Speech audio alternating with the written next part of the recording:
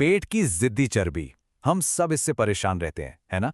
तो चलिए आज बात करते हैं एक science based Japanese morning routine की, जो शायद इस प्रॉब्लम को जड़ से खत्म कर दे।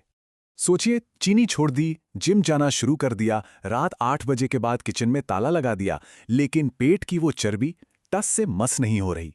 बहुत फ्रस्ट्रेटिंग लगता है ना? पर क्या हो अगर असली गलती खाने पीने या मेहनत की है ही नहीं? क्या हो अगर असली विलन एक हार्मोन हो, एक ऐसा हार्मोन जो हर सुबह आंख खुलते ही शरीर में बढ़ जाता है? तो आखिर क्या है पेट की इस चर्बी का राज? जैसा कि हमने हिंट दिया, जवाब छिपा है हमारे हार्मोन्स में। चलिए इस मिस्ट्री को सॉल्व करते हैं। इस हार्मोन का नाम है कॉर्टिसोल। हाँ, वही जिसे स्ट्रेस हार्मोन भी कहते हैं। पर सुबह के वक्त इसका बढ़ना एक बिल्कुल नॉर्मल, नेचुरल प्रोसेस है। तो चलिए, सुबह होने वाले इस हार्मोनल स्पाइक के पीछे की साइंस को थोड़ा समझते हैं। देखिए, हमारे शरीर में एक सिस्टम है जिसे कहते हैं कॉर्टिसोल अवेकनिंग रिस्पॉन्स या CAR। आसान भाषा में समझें तो ये शरीर का अपना इनबिल्ट अलार्म क्लॉक है जो हमें सुबह बिस्तर से उठाने के लिए बजता है। और ये कोई ऐसा वैसा अलार्म नहीं है। जरा सोचिए, जागने के सिर्फ 30 मिनट के अंदर कॉर्टिसोल का लेवल एकदम से शूट अप हो जाता है। कितना? लगभग 50%। 50% तक? ये एक बहुत बड़ा जंप है। अब प्रॉब्लम यहां शुरू होती है। जब ये स्पाइक, ये उछाल बहुत ज्यादा हो जाता है तो हमारा शरीर सर्वाइवल मोड में चला जाता है। और सर्वाइवल मोड का मतलब क्या है? चर्बी जमा करना, खास तौर पर पेट के आसपास। साइंस भी यही कहता है। शरीर को लगता है कि अरे, अंगों को प्रोटेक्ट करना है, तो वो उनके चारों तरफ चर्बी का एक बबल रैप बना देता है।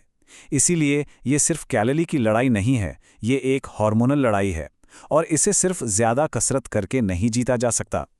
तो सवाल ये है कि इस हार्मोनल उछाल को कंट्रोल कैसे करें? अच्छी बात यह है कि हमें इसे खत्म नहीं करना है, सिर्फ कंट्रोल करना है। और यहीं पर कुछ बहुत ही सिंपल जापानी आदतें काम आती हैं। तो चलिए उन 5 आदतों को देखते हैं जो इस कॉर्टिसोल को काबू में रखती हैं। ये है वो 5 स्टेप वाला जापानी रूटीन जो पूरी तरह साइंस पर बेस्ड है। आसानो मिज़ु यानी सुबह का पानी, आसानो सनपो यानी सुबह की धूप, मा यानी एक जरूरी ब्रेक, सोनपो यानी हल्की चहलकदमी, और साइरात्सुकु यानी सुबह की शांति। सुनने में तो ये सब बहुत आसान लग रहा होगा, है ना? लेकिन इनके पीछे की साइंस बहुत मजबूत है। चलिए एक एक करके इन सबको समझते हैं। पहला स्टेप, आसानो मिज़ो यानी सुबह का पानी। हम में से ज्यादातर लोग सुबह उठते ही क्या करते हैं? कॉफी पीते हैं। और यही सबसे बड़ी गलती है। देखिए, 8 घंटे की नींद के बाद शरीर में पानी की कमी होती है, वो डिहाइड्रेटेड होता है। ऐसे में कॉफी जैसा स्टिमुलेंट देना कॉर्टिसोल की आग में घी डालने जैसा है। तो जापानी तरीका क्या है? बहुत सिंपल। 1 गिलास गुनगुने पानी में 1 चुटकी समुद्री नमक और थोड़ा सा नींबू का रस। नमक से जरूरी मिनरल्स मिल जाते हैं और नींबू का विटामिन C तो कॉर्टिसोल कम करने के लिए जाना ही जाता है। स्टैनफोर्ड के न्यूरोसाइंटिस्ट डॉक्टर एंड्रू ह्यूबरमन भी यही कहते हैं। वो कहते हैं कि सुबह सबसे पहले हाइड्रेट करो, कैफेनेट नहीं। ये शरीर को एक सिग्नल देता है कि सब ठीक है, सब सेफ है, आज फैट जमा करने की कोई जरूरत नहीं है। दूसरा स्टेप है आसानो सनपो, मतलब सुबह की धूप। हाँ, बस धूप लेना। सुनने में बहुत मामूली लगता है, पर इसकी साइंस बहुत पावरफुल है। जागने के पहले 30 मिनट के अंदर सिर्फ 5 से 10 मिनट के लिए बाहर निकलकर नेचुरल सनलाइट लेनी है। ध्यान रहे, खिड़की के पीछे से नहीं, डायरेक्ट सनलाइट। अब सवाल है क्यों? क्योंकि लाइट, रोशनी हमारे शरीर की बायोलॉजिकल क्लॉक को सेट करने का सबसे बड़ा सिग्नल है। जब सुबह की धूप हमारी आंखों पर पड़ती है तो एक हार्मोनल चेन रिएक्शन शुरू होता है। दिन में सेरोटोनिन बनता है जो रात में मेलाटोनिन में बदल जाता है। इससे नींद गहरी आती है और अगले दिन कॉर्टिसोल का लेवल अपने आप ही कम रहता है। कमाल है ना? तीसरा स्टेप है यानी रुकना, एक पॉज लेना।